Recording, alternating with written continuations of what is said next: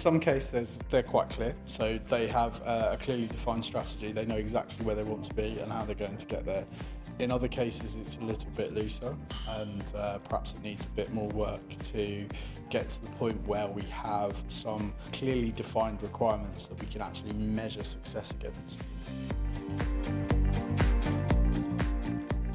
Typically, we need to get engagement from several parts of the business, so operations, architecture, strategy, and that can be IT strategy and business strategy, depending on how the organisation is structured. But it's quite important to get those people involved very early on.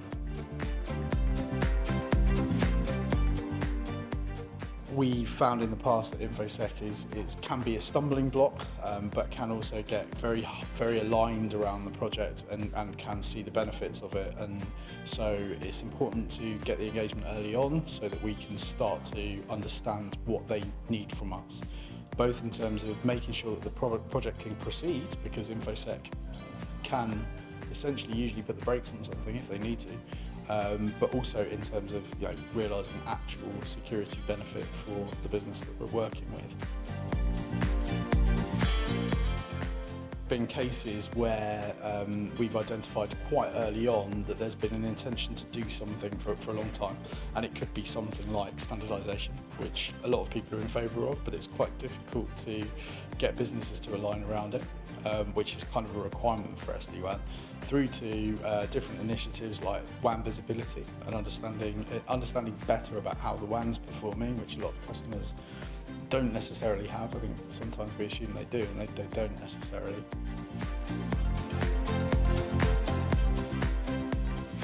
As we're starting off, people are looking at different vendors.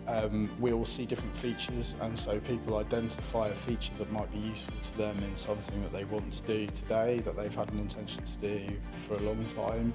And then as we come to deployment, what we end up seeing is sometimes there are projects that are either currently in flight or about to start, where there's a benefit that we can bring to that project. It's a difficult thing to do sometimes because it can be a change in direction, but it's a key tenet of SD-WAN is being able to be dynamic and change the network to your needs.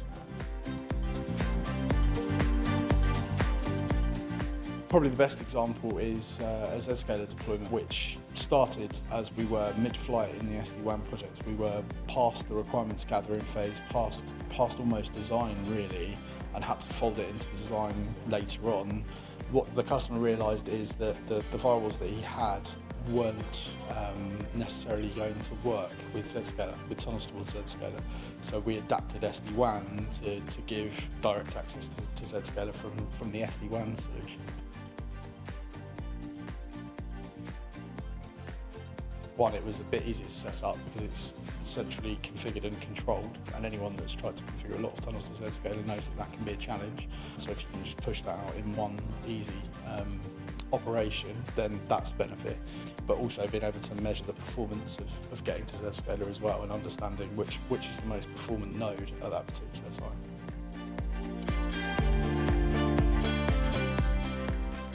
And certain customers really understand that there are differences between, so some people have the visibility of the fact that they're not all created equal. So you've got a Granny Smith, a Braben, and whatever else you might have in terms of the Apple thing.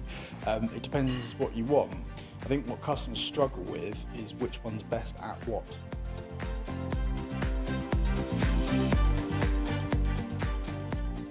Until they've seen something in practice, sometimes it's not always clear. A lot of the SD-WAN vendors will talk about all of the same products, and they all have similar features, but they're stronger in certain areas than others. And that's why Teneo can bring that to life by enabling them to get hands-on with it, to see it in reality, to prove how it works.